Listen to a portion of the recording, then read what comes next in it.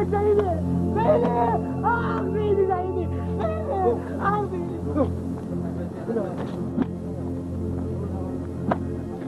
was one of the stated aims of the war to end the torture chambers.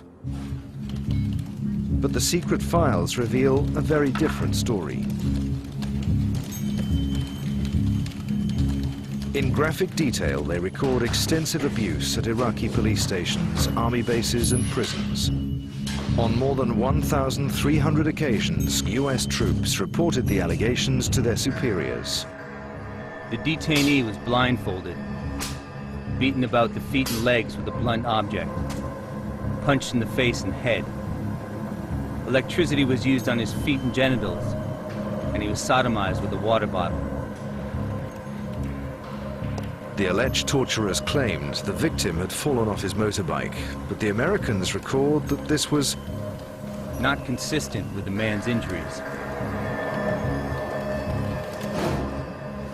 There are many such reports. This one says that the detainee was jabbed with a screwdriver, struck with cables in the arms, back, and legs, electrocuted, and sodomized with a hose.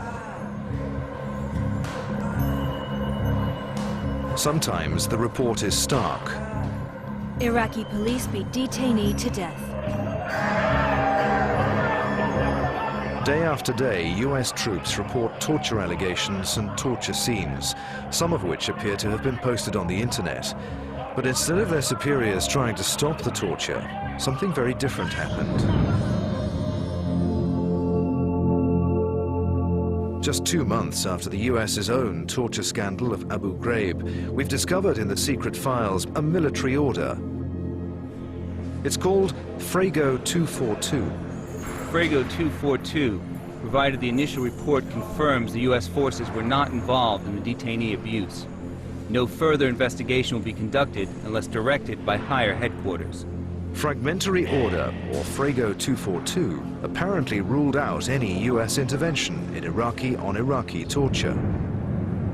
A second order, Frago 039, issued in April 2005, did require US personnel to report Iraqi-on-Iraqi abuse to their superiors, but again, to take no further action unless ordered. Frago 039 now requires reports of Iraqi-on-Iraqi abuse be reported through operational channels.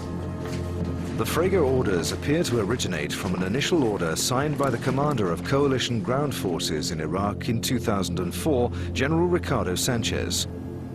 Some of the reports do appear to have been investigated, yet according to Amnesty International, no Iraqi personnel have ever received a custodial sentence for torture. I think that's quite wrong. If that is the order, then quite clearly, the US, as other governments, have a responsibility to act against torture.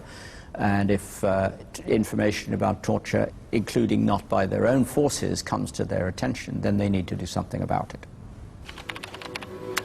There is evidence that Frago 242 and Frago 039 were also known about at the highest levels of US government. The most senior man in the US military was convinced his troops should be stopping torture in 2005. Then US Defense Secretary Donald Rumsfeld had different ideas. It is absolutely the responsibility of every U.S. service member, if they see inhumane treatment being conducted, to intervene, to stop it. I don't think you mean they have an obligation to physically stop it. It's to report it. Rumsfeld's correction is telling. US troops have been informing their superiors of torture carried out by the Iraqi police and army for years, yet were apparently ordered only to report it, not to stop it. Some senior Iraqi police officers did try to act against the torture, but were warned off, making the US position even more worrying. There was another abuse which I supervised the investigation of, the rape of one of the detainees. He was 15 years old and he was raped by a major. Someone came to my house and threatened me. Either you abandon this case or anything could happen to you.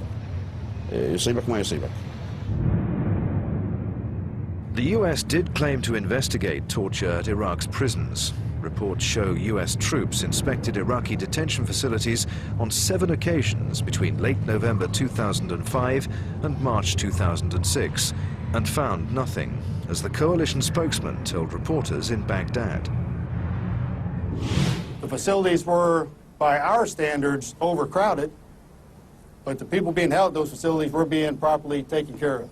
They were being fed, they had water, they were taken care of. So no abuse, no evidence of torture in those facilities.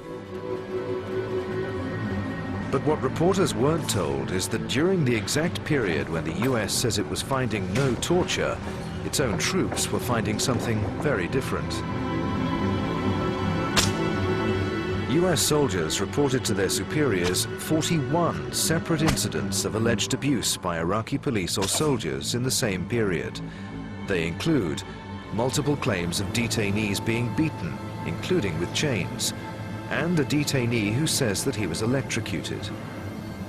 Even though the secret files may not relate to the specific sites of inspections, they are direct proof that the coalition knew that torture was still happening, and that the US had chosen to turn its back.